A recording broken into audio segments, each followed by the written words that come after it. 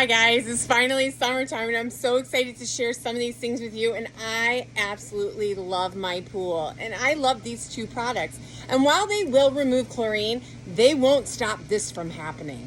See the difference in the hue a little bit, but this is permanent color, not too bad. I do see a change in the depth of richness as well, and this is the one that was in the pool. A bit of a difference in that. There's definitely a tonal shift in there, and it's not as icy. Continual dips in the pool, and you're gonna have some yellow hair in about 2-3 goes. Look at that.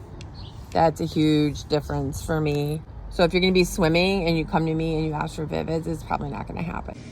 These products will remove chlorine from your hair, but they will not stop the results that happen in the pool.